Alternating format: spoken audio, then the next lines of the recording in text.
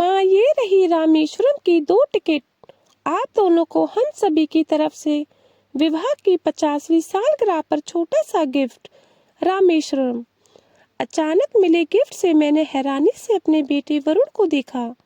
हाँ माँ, रामेश्वरम, मैं जानता हूँ वहाँ आप जाना सिर्फ आपकी ख्वाहिश नहीं बल्कि आपका सपना भी है, पर ये तुम्हें कैसे पता चला?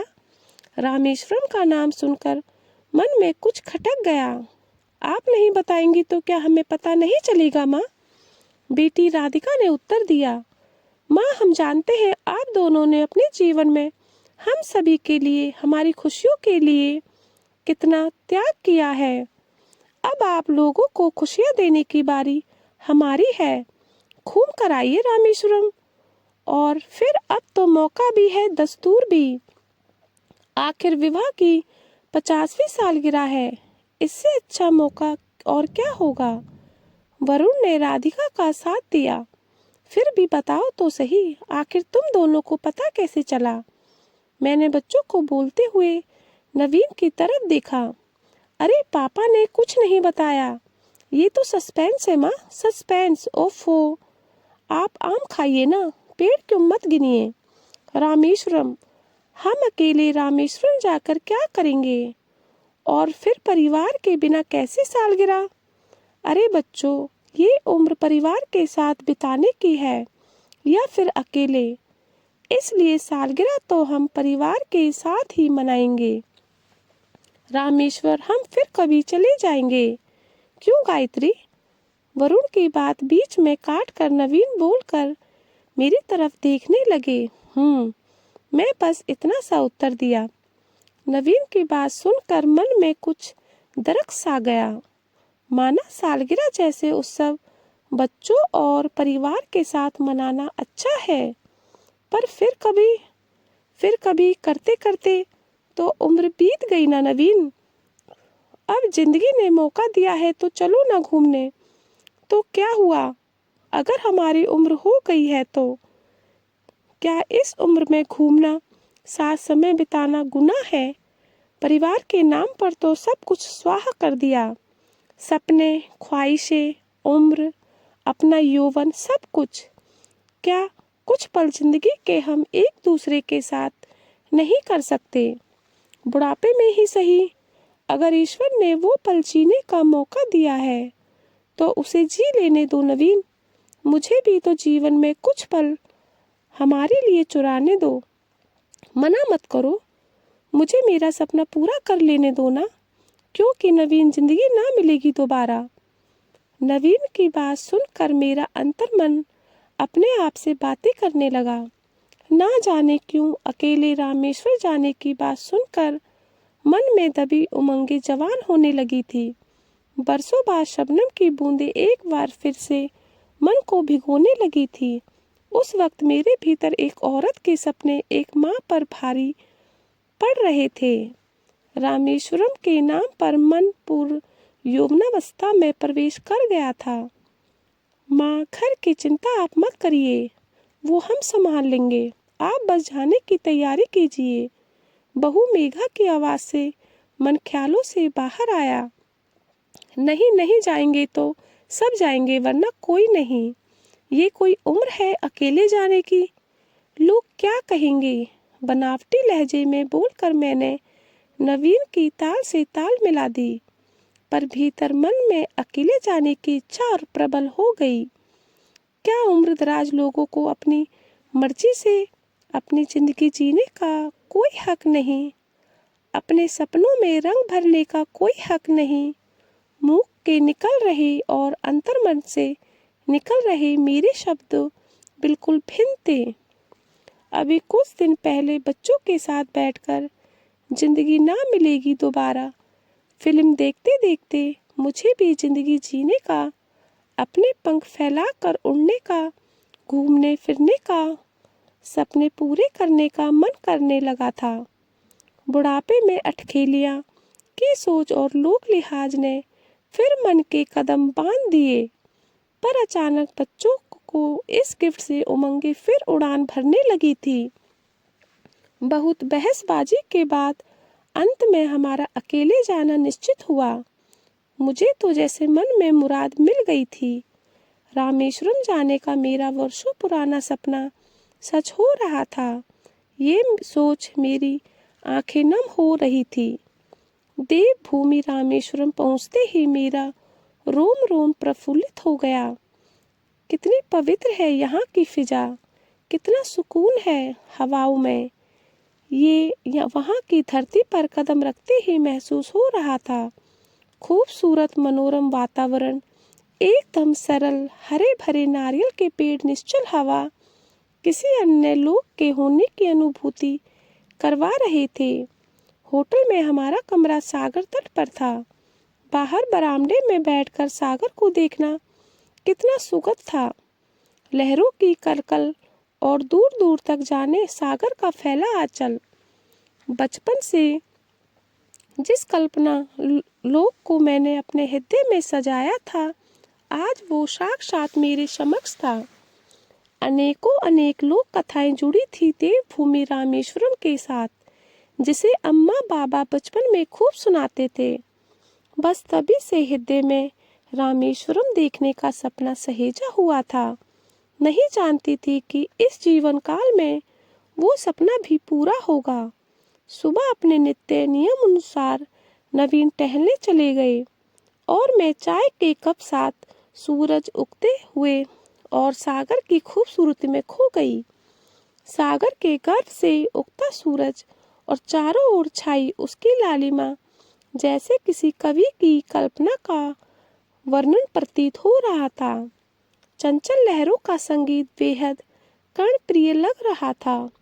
जैसे जैसे सूरज प्रकृति को अपने आगोश में समेट रहा था, वैसे वैसे तट पर लोगों का मजमा लगने लगा था। इनमें ज्यादातर प्रेमी युगल थे, जो सागर किनारे दुनिया से बेखबर एक दूसरे में खोए अपने प्रेम का रस पान कर रहे थे।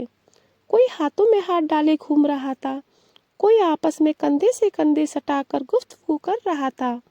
कितने प्रेमी युगल तो मस्ती में लहरों के साथ अटखेलियां कर रहे थे। प्रेम के ये दृश्य देखकर एक तरफ मुझे गुदगुदाहट हो रही थी, दूसरी तरफ मुझे कहीं एक खालीपन सा एहसास भी हो रहा था। आज मेरे भीतर वो 16 साल की अल्हड़ उम्र वाली लड़की का मन हिचकोले लेने लगा था। प्रेम के वो एहसास इतने साल मेरे भीतर थे, वे बाहर आने को व्याकुल होने लगे। हर लड़की की तरह सपने तो मेरे भी थे, पर सबके सपने पूरे करते करते कहीं खो गए थे। 50 साल बीत गए थे हमारे विवाह को। भीतर की खलिश प्रेम की चाहत आंखें नम करने लगी। धीरे धीरे अतीत की मंजूसा खुलने लगी थी। अल्हड़ सी 16 वर्ष की थी मैं जब मेरा नवीन से विवाह हुआ। उस जमाने में लड़के लड़की को विवाह से पहले एक दूसरे को जानने, देखने और समझने की प्रथा नहीं थी। उस वक्त दाम्पत्य प्रेम का आधार पति का घर परिवार और समर्पण होता था। नवीन और मैं, हम दोनों विपरीत स्वभाव के थे। मैं चंचल, मस्त, अल्हड़ स्वभाव की और नवीन अत्यंत गंभीर। हर लड़की की तरह मेरे भीतर प्रेम की उमंगें गुदगुदाती थी और इन्हीं उमंगों को साथ मेरे नवीन के जीवन में प्रवेश किया, पर नवीन के गंभीर स्वभाव के उन उमंगों को दबा दिया। उस जमाने में प्रेम की अपनी अलग परिभाषा थी। पति के परिवार और उसके कर्तव्यों का निर्वहन ही पति पत्नी के बीच प्रेम होता था। अत्यंत गंभीर स्वभाव के नवीन मुझसे भी अपने हृदय की बात यदा कदा ही करते थे। प्रेम और उसके चुलबुलेपन का स्थान तो हमारे जीवन में था ही नहीं। वे अपने सभी भाई बहनों से सबसे बड़े थे और बाबूजी के आकस्मिक समय के से पहले मृत्यु के कारण पूरे परिवार की जिम्मेदारी का दायित्व उनके कंधों पर थी। माँ की देखभाल, भाई बहन की पढ़ाई लिखाई, फिर योग्य साथी तलाश कर उनका विवाह, सभी कुछ करना था। मैंने अपने अर्धांगिनी होने का फर्ज पूरी निष्ठा से निभाया, कभी भी किसी को शिकायत का मौका ही नहीं दिया। इन्हीं कर्तव्य के होते बीच मेरे और नवीन की बगिया में दो खूबसूरत फूल खिले, वरुण और राधिका। कुदरत ने स्त्री को असंख्य गणों के साथ रचा है। दूसरों की खुशी में अपनी खुशी ढूंढना स्त्री का सबसे खास गुण है। मैं भी अपने परिवार की खुशी में खुश थी। मेरी अपनी खुशी, अपनी जिंदगी, सपने, ख्वाहिशें सब कर्तव्य की बलि चढ़ गए थे। पति के साथ अकेले घूमने जाना, तन्हाइयों में बातें करना, विवाहित जीवन के वो गुदगुदाते पल जीना, सब कुछ परिवार पर न्योछावर होता गया। समय अपने गति से बीत रहा था। धीरे धीरे सभी भाई बहनों का विवाह कर नवीन कर्तव्य वर्णित हो गए थे। इन्हीं सब के बीच कब वरुण और राधिका भी बड़े हो गए थे, पता ही नहीं चला। उचित समय पर दोनों का विवाह भी हो गया और वे भी अपनी अपनी गृहस्थी में मशगूल हो गए थे। मैं अपने अतीत में विचरण कर रही थी कि मोगरे के फूलों की भीनी भीनी सी खुशबू मुझे अतीत से बाहर खींच लाई। नवीन मेरे लिए बालों में मोगरे के फूलों का गजरा लगा रहे थे। उनका स्पर्श मुझे अंदर तक भिगो गया था। मेरा तन सिहर गया था। हृदय में बरसों से जमी सिल्लियां पिघल रही थी। प्रेम का खालीपन नवीन के स्पर्श से भर रहा था। गाल शर्म से लाल हो गए थे, पर आंखें भीग रही थी। चलो गायत्री, हम भी ऐसे ही घूमते हैं, इन युगलों की तरह। नवीन बोले। ऐसे? मैंने उन युगलों की तरफ देखकर बोला। हाँ, तो क्या हुआ? हम ऐसे नहीं घूम सकते क्या? तो क्या हुआ, हमारी उम्र हो गई तो? बुढ़ापे में ऐसे घूमते देख लोग हंसेंगे तो हंसने दो। जिसको जो कहना है कहने दो। वो कहते हैं ना, कुछ तो लोग कहेंगे, लोगों का काम है कहना। बूढ़े लोगों को अपने सपने पूरे करने का अधिकार नहीं है क्या? बुढ़ापे में साथी का साथ कितना जरूरी होता है। लोगों को क्या पता कि हमने जिंदगी में कितना त्याग किया है, क्या खोया है। हमने सारा जीवन, सारा यौवन, उम्र हमने अपने परिवार और उनकी खुशियों पर न्यौछावर कर दी। तुम्हारे साथ सपने तो मैंने भी देखे थे गायत्री, किंतु फर्ज और कर्तव्य को पूरा करने में वो खो गए थे। हमें भी अपनी जिंदगी जीने का, अपने सपने पूरे करने का हक है। और अगर मुझे उसे पूरा करने के लिए हमारे हिस्से अगर बुढ़ापा आया है तो यही सही। बुढ़ापे में साथी का साथ कितना जरूरी है। चलो यहीं से शुरुआत कर लेते हैं, जी लेते हैं अपनी जिंदगी। बच्चे अपने अपने जीवन में व्यस्त हैं, एक दूसरे के लिए हम हैं, एक दूसरे के साथ के लिए, सुख दुख के लिए हम हैं। जहाँ अभी भी अधिकार जीवित है, इसलिए ज्यादा सोचो मत। चलो गायत्री, चलते हैं, क्योंकि जिंदगी ना मिलेगी दोबारा, कहकर नवीन ने मेरा हाथ थाम लिया। दोस्तों, अगर आपको कहानी अच्छी लगी हो तो लाइक करें, सब्सक्राइब करें और शेयर करें।